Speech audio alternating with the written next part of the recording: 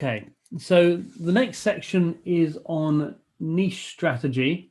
And for those of you that have had any access to the internet over the years, you'll probably be sick of the word niche because it is perhaps overused. Or how do the Americans say it, Martin or Simon? It's not They niche. say the riches are in the niches. Niches. There we go. Niche strategy.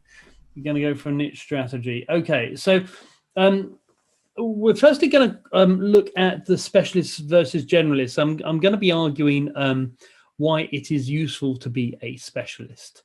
A relatively simple diagram. I believe Martin had one on beds, but beds ranging from $5 to $365,000. If you're, was it Tracy Emin who had it? Yeah, it was. Right, yeah. Yeah.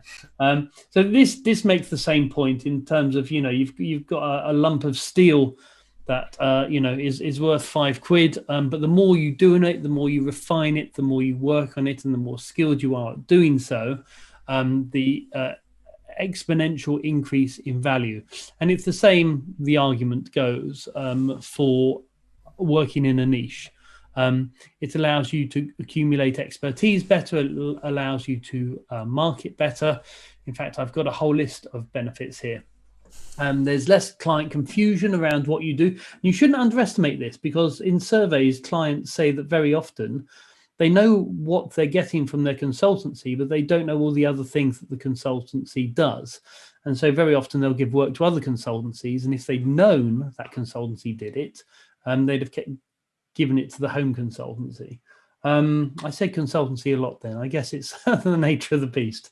So there's a lot of benefits to working in a niche.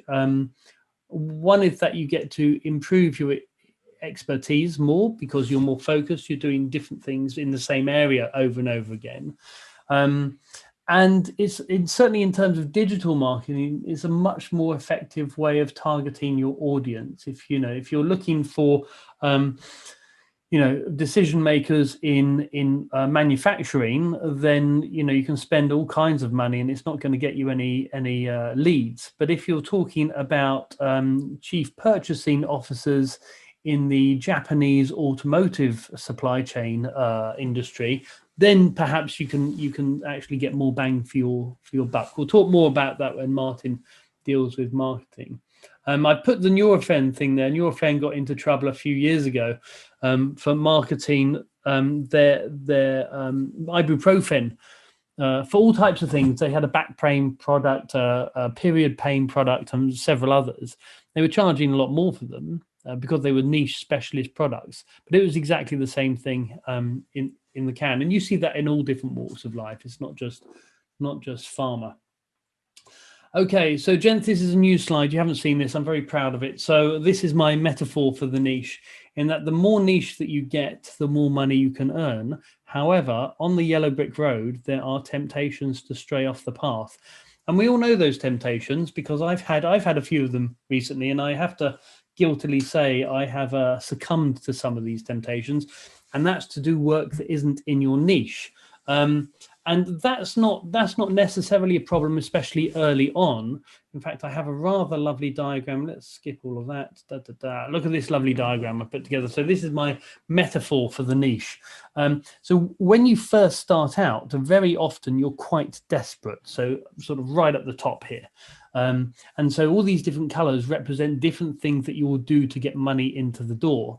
However, as time goes on, you certainly, you learn what you're interested in, you'll learn what's more profitable, and you start to build a reputation in specific areas. And so you should be moving towards a specific niche. Then from that basis, Simon, I'm with you in a minute, sir. From that basis, you grow out different shades of that niche. So perhaps different services, etc. Over to you, Simon. This is a great diagram, isn't it? Oh, thank you. What you emphasize here is absolutely important. There's a real temptation to go for closure quickly on what your niche is. And the diagram emphasizes you need a bit of rubber on the road here. In our firm, it took a couple of years to find our sweet spot in the market. Okay. Yep. So my encouragement to everybody would be, don't hurry the journey. Get yourself on the road, try a load of stuff out, and you'll figure where your sweet spot is. And just to amplify the things you said earlier, Joe, that once that sweet spot is there, what's not to love about building a reputation, building insight, building know-how in a particular area? It helps with the delivery of the task. It helps with the presence, the visibility of the consultant or the firm. So this is great. Oh, thank you. There we go. Cheers. I would just add to that two fantastic slides. I hope you haven't peaked too soon. But going back to your previous slide in terms of the temptation that's pulling you away from the road, there is without doubt a mathematical formula there, and I'm by no means a mathematician, but one would say that the size of your pipeline or the opportunities you have at hand directly impact your ability to be tempted to try something else.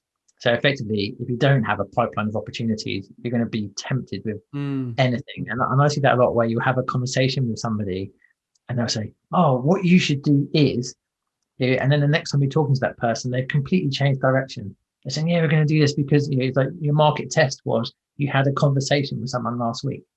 Yeah. So as Simon says, and I think that's really, really important as guidance, which is you have to give it time. And as to how long that is, I don't think there will ever be a magical number. Everyone is going to be different. The one thing I do know, and I'll touch upon this when I get to my area of expertise, is that typically when firms start out, for the first 2 years, they sell to people that they know, and then they exhaust that avenue at the end of 2 years. And that is the most difficult time for consultancies. And that's where these temptations just, they're everywhere.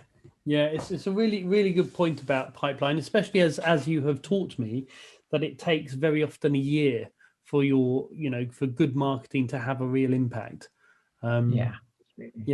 I mean, I'm finding it's taken me, years to find my, my niche around growth, which I going back to the concentric circles that we'll come to in a second, ticks all of the boxes for me. In fact, on that very note, here are the concentric circles. Look at that. This is impressive, isn't it? Value for money here, guys. Okay, so in the workbook we've got another exercise which is around defining your niche, and as we've just said, it does take a while. It's not going to be achieved through this exercise, but perhaps this exercise is something that you come back to year after year to check that if what you're doing ticks these boxes. It's fairly evident where you want to be in this, right in the middle. But you can do this in your own time and perhaps feedback in the discussion session. Okay, in terms of refining your niche, so you might have the area, or you might have the market, or whatever. There's a whole load of things that you can consider to really focus it down. And this is very often a matter of experimentation. You might focus on several geographies or one geography. You might focus on different services, different clients, sectors. A form of pricing, could be a differentiator between you and the competition. We'll talk more about that in the pricing section. Your branding, i.e. the communication of what you do, and all the messaging that you have around there, the methods that you use, and the role that you sell to. So these are just some ways in which you can refine your niche, experiment with things. You might want to prioritize some of these and really have a think about how you can set yourself apart from the competition, and how you end up in a space where all of these concentric circles make sense to you. I found this the other day on Reddit, and I guess it stresses the importance of a profitable niche. And I personally think it's true. At least in my experience, it seems to be that, almost the smaller the amount of money, the more hassle people are giving you. So there is an argument to go for profitable niches, which could be sectors, services, or even profitable methods. So I've listed some of these here. I'm not going to talk through them, but certainly at the moment, and financial services has always been profitable as a sector.